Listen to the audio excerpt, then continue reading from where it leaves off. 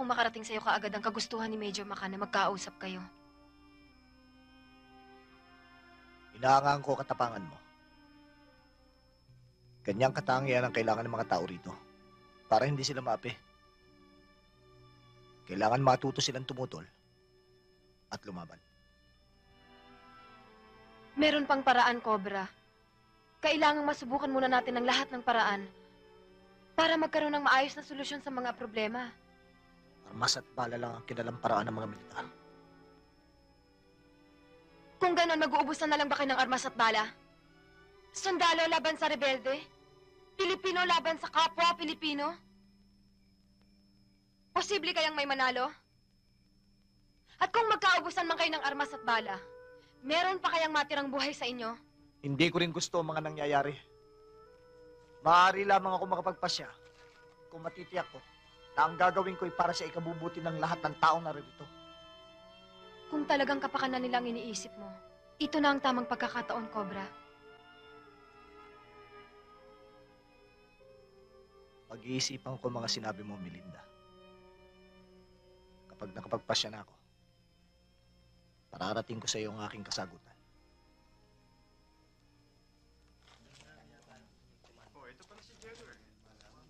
Diego, kape.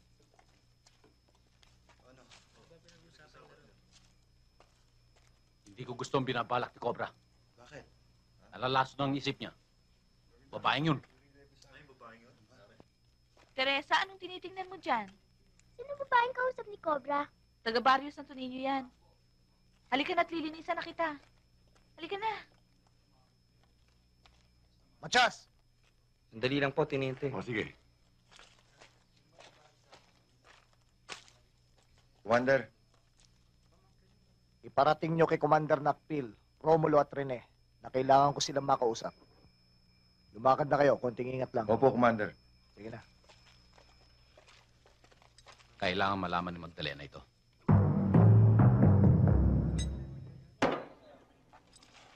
Walang karapatan si Cobra para magdesisyon sa atin lahat.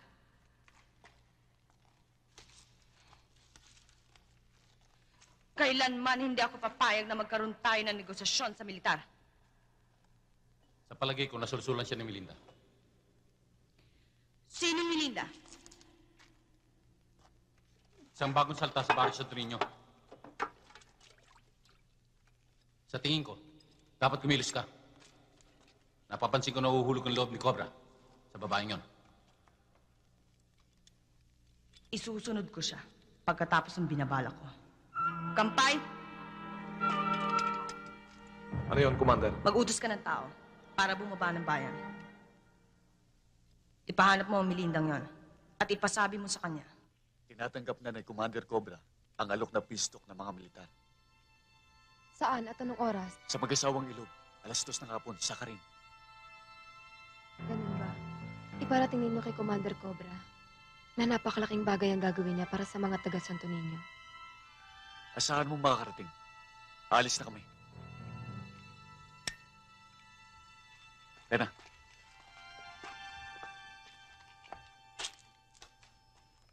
Hindi ako sangayon sa mga balak mo, Cobra.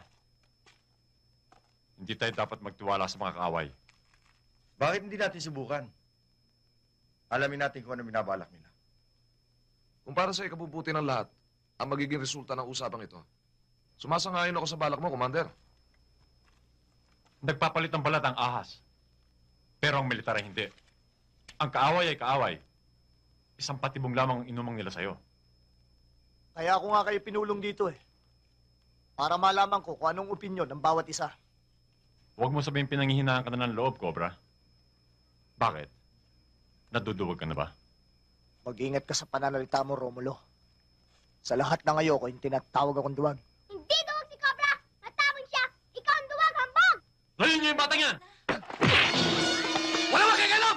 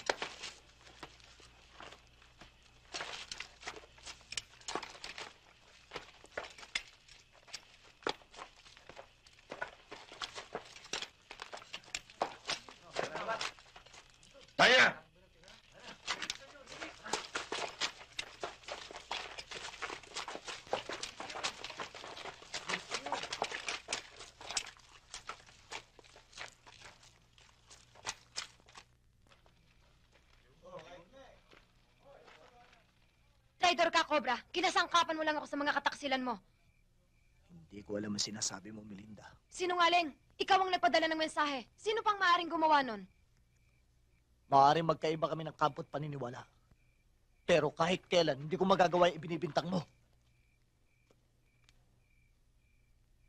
Kapatid ko si Major Macan. Marami na akong tinalikuran buhat nung mamundok ako. Pero kahit kailan, hindi ko kinalimutan na kapatid ko siya. Nasa ospital siya ngayon. Kung totoo ang sinasabi mo, may mga ani na sumisira sa pangkat mo. Hindi mo ba aalamin kung sino may pakana nito?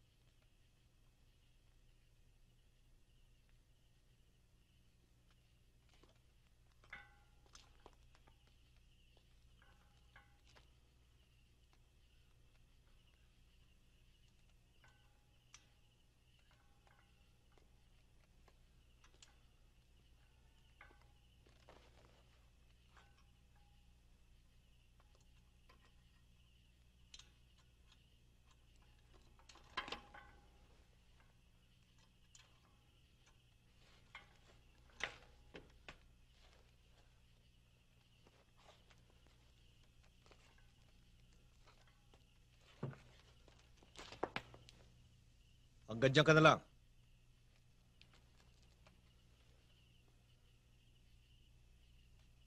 Yan ba ang gusto mong ipasalubong sa isang kapatid na gusto kang makita? Kuya Ramil? Kapatid. Ikaw si Commander Cobra. Isang kaaway na gustong pumatay sa akin.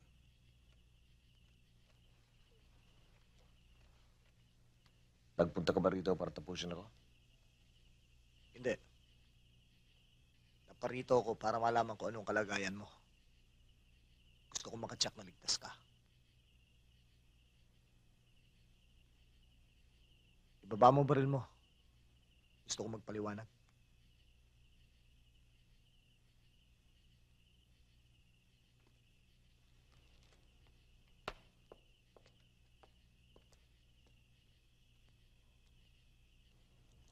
Naniniwala ako sa'yo dahil isa kang makan.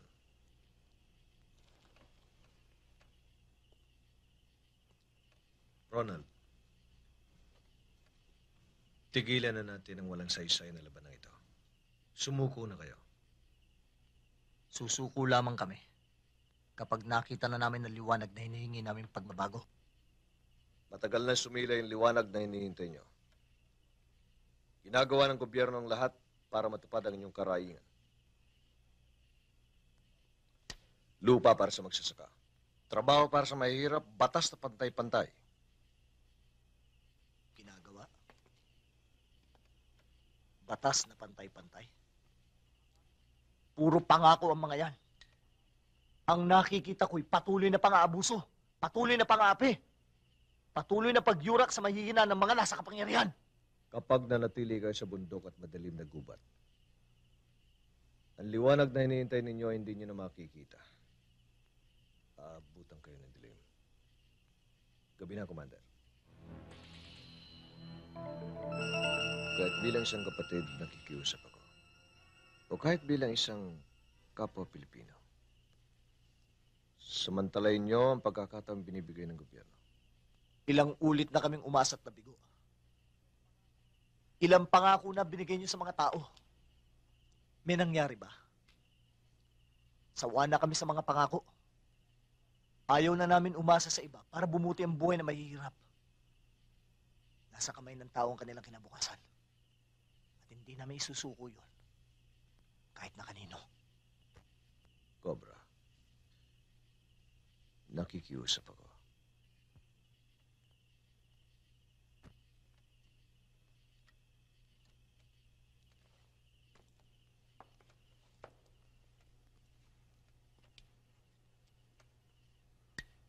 Pagbibigyan kita, Kuya Ramil. Kakausapin ko ang mga tauhan ko. Magkikita tayo sa paanan ng bundok ng Kaluwag. 2 araw mula ngayon. 3:00 ng hapon.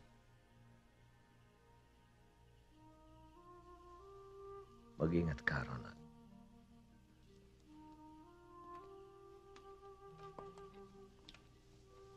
Pagaling ka rin, kuya. Saan galing yan? Yan ang suot ng nobya ko nung siya patayin. Saan?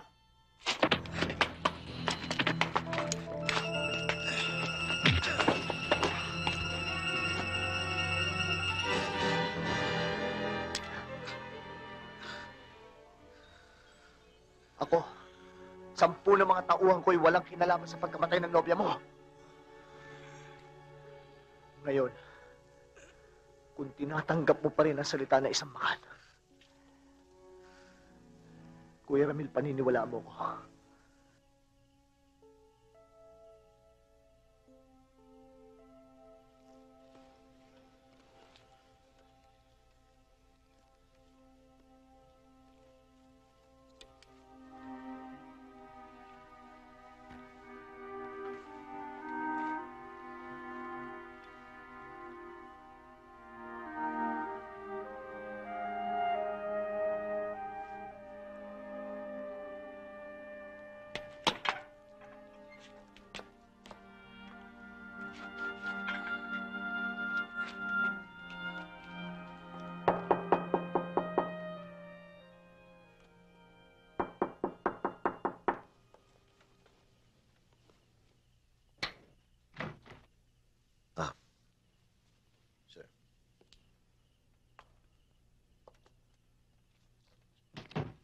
How do you feel? Much better, sir. Sabi po ng mga doktor, pwede na raw po ako lumabas in about 2 or 3 days. Mm-hmm.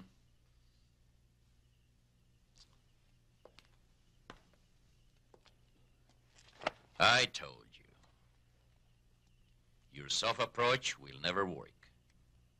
Hindi ka dapat nagtiwala sa kanila. Look at you. Sarili mong kapatid. Had your brains almost blown off.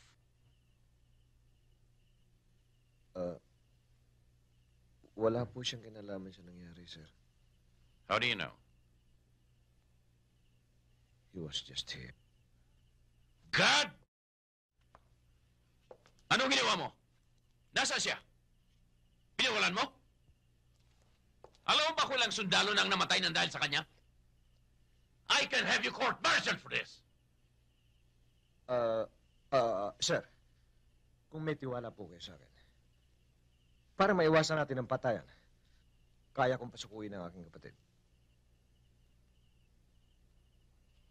I know I can persuade him and his followers to lay down their arms.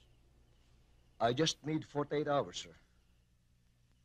And I promise you, I'll give you my best shot.